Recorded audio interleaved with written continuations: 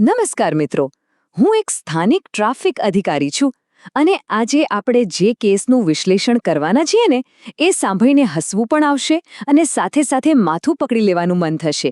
આ કોઈ સામાન્ય અકસ્માત નથી, પણ એક ગામડાની એવી અંધાધૂંધ મુસાફરીની વાત છે જે જોઈને એક ટ્રાફિક પોલીસ તરીકે હું ખરેખર થાકી ગયો છું.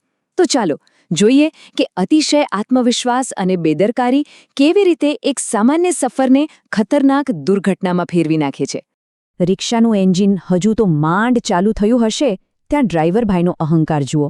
વાઘુજી કહે છે, હું પાયલોટ છું, કશું નહીં થાય. હવે વિચારો, મુસાફરો પહેલેથી જ ડરેલા છે અને આ ભાઈ પોતાને કોઈ સામાન્ય ડ્રાઈવર નહીં પણ સીધા પાયલોટ જ સમજે છે.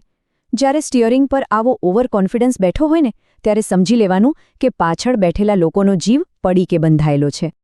ખરેખર તો આ આખી સફરનો હેતુ શું હતો એ જાણવા જેવું છે. મફુજી, ખેગારજી, હરિભાઈ અને આપણા ફૂમતા કાકા, આ ચારેય જણા એક 65 વર્ષીય સંબંધીના અવસાન નિમિત્તે લોકઈમાં જઈ રહ્યા હતા. ખેગારજી તો બિચારા માંડ બીમારીમાંથી ઊભા થયા હતા. જવાનો હતો એકદમ શાંતિથી શોકસભામાં, પણ રસ્તામાં જ એવો ખેલ થઈ ગયો કે એમને પોતાનો જીવ બચાવવાના ફાંફા પડી ગયા. લોકઈની યાત્રા જાતે જ એક ભયંકર હોનારત બની ગઈ. વિભાગ 1, પ્રસ્થાન પહેલાંના ભયજનક સંકેતો. હવે આ લોકોએ ભૂલોની શરૂઆત ક્યાંથી કરી એ જુઓ. સૌથી પહેલાં તો સુરક્ષિત પણ થોડી ધીમી એવી ઊંટલારીનો આઈડિયા પડતો મૂક્યો.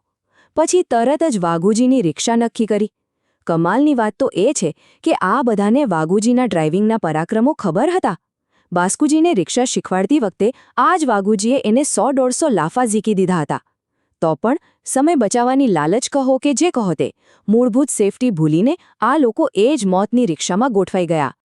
આશ્ચર્યની વાત જુઓ, બેસતા પહેલાં મુસાફરોને ખુદને ખબર હતી કે આ ભાઈની રિક્ષામાં બેસવું એટલે રિક્ષાના ટુકડા વીણીને ઘરે લાવવાનો વારો આવવો. આટલી હદે પોતાની દુર્દશાની આગાહી કરી અને છતાં પણ પોતાના જ હાથે 50 રૂપિયા ભાડું આપીને જીવ જોખમમાં મૂક્યો. હદ થાય છે. લોકો જાગૃત હોવા છતાં થોડીક સગવડ માટે કેવા ખેલ કરી બેસતા હોય છે. વિભાગ 2, પાયલોટના હાથમાં સ્ટિયરિંગ. અહીં ડ્રાઈવર અને મુસાફરોની માનસિકતાનો તફાવત તો જુઓ. એક બાજુ વાઘુજી એવા ભ્રમમાં છે કે પોતે રસ્તાના રાજા છે, કોઈ હવાઈ પાયલટ છે, અને બીજી બાજુ પાછળ બેઠેલા મુસાફરોની હાલત ખરાબ.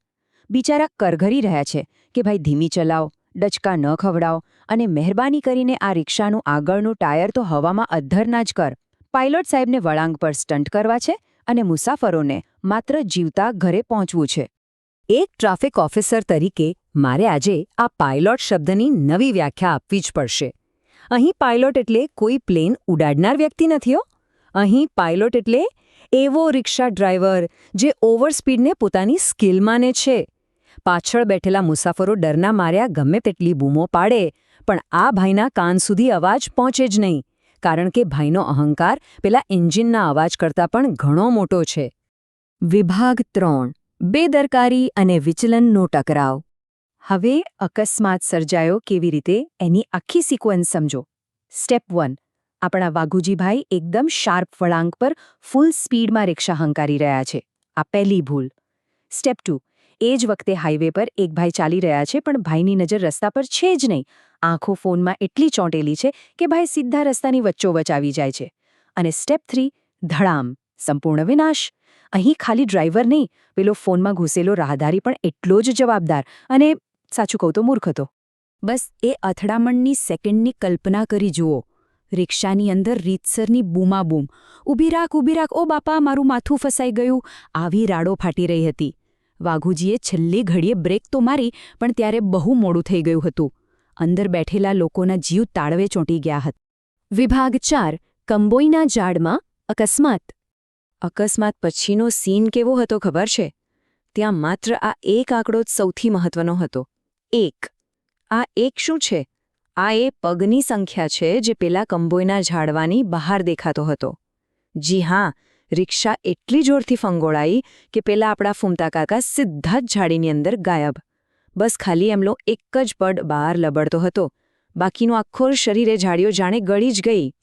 જ્યારે રિક્ષા ઊભી રહી અને બાકીના લોકોએ જોયું કે ફૂમતા કાકા તો છે જ નહીં, તો એમને ખરેખર એવો વિચાર આવ્યો કે ભઈલાલ, આ માણસ ગયો ક્યાં? ધરતી ફાટી ગઈ કે આસમાન ગળી ગયું? જરા વિચારો, આખી પરિસ્થિતિ કેટલી હાસ્યાસ્પદ અને ગંભીર બંને છે. બધા રિક્ષા માટવાયા છે અને એક આખો માણસ ઝાડીમાં ખોવાઈ ગયો છે. વિભાગ 5 તૂટેલા હાડકા કરતા તૂટેલા કાચની ચિંતા. હવે આ ડ્રાઈવર મહાશયનું મગજ કેવું ચાલતું હતું એ જુઓ. એક બાજુ માણસોને ભયંકર વાગ્યું છે. ખેગારજી, જે બિચારા પહેલેથી બીમાર હતા, એમને લોહી નીકળી રહ્યું છે. ફૂમતા કાકા હજુ ઝાડમાં ગાયબ છે. પણ બીજી બાજુ આપણા ડ્રાઈવર વાઘુજીની ચિંતા શું છે? એ ભાઈને પોતાના તૂટેલા વિન્ડશીલ્ડ અને સાઈડના અરીસાનું જ રડવું છે. એ લોકો પાસે રિપેરિંગના પૈસા માંગી રહ્યો છે. માણસો જીવતા છે કે નહીં એ ચેક કરવાની આ ભાઈને કોઈ પડી જ નથી. એટલે સ્વાભાવિક છે ને કે મુસાફરોનો પેત્તો જમાનો જ. સીધી રાડ પાડી કે, એલા તારો કાચ શું સોનાનો છે? અહીં માણસોને વાગ્યો છે ને તને કાચની પડી છે. ખરેખર જ્યારે માણસનો જીવ જોખમમાં હોય ત્યારે વાહનના નુકસાનનો હિસાબ માંડવો એ માનવતા અને ટ્રાફિકના નિયમો બંનેની દૃષ્ટિએ મોટો ગુનો છે. લોખંડ કે કાચ ક્યારેય માણસના જીવ કરતાં વધારે કિંમતી ના હોઈ શકે. વિભાગ 6 ટ્રાફિક સુરક્ષાના સત્તાવાર પાઠ. તો હવે એક ટ્રાફિક ઓફિસર તરીકે હું સીધા કામના મુદ્દા પર આવું છું. આ 5 નિયમો મગજમાં બેસાડી દેવા જેવા છે. પહેલું, આ હાઈવે કોઈની માલિકીનો નથી. ફોનમાં જોતા જોતા રસ્તા પર આવવું એ સીધી આત્મહત્યા જ છે. બીજું, જે ડ્રાઈવર મોટી મોટી હાંકતો હોય ને, પોતાને પાયલોટ કહેતો હોય, એની ગાડીમાં ક્યારેય પગ ના મૂકવો. ત્રીજું, વળાંક આવે એટલે સ્પીડ ઓછી કરવી જ પડે. ચોથું, ગાડી તૂટે તો ફરી બની જશે, પણ માણસનો જીવ નહીં. અને છેલ્લું, જો તમારી ગાડીમાં બેઠેલા લોકો ડરથી બૂમો પાડી રહ્યા છે તો તમારો ઈગો સાઈડમાં મૂકો અને ચૂપચાપ બ્રેક મારો. આ આખી ઘટનાનું ગણિત એકદમ સિમ્પલ છે. એક બાજુ વાઘુજીનો ઓવરકોન્ફિડન્સ એટલે કે અહંકાર, અને બીજી બાજુ પેલા રાહદારીની મોબાઈલ ફોનવાળી બેદરકારી.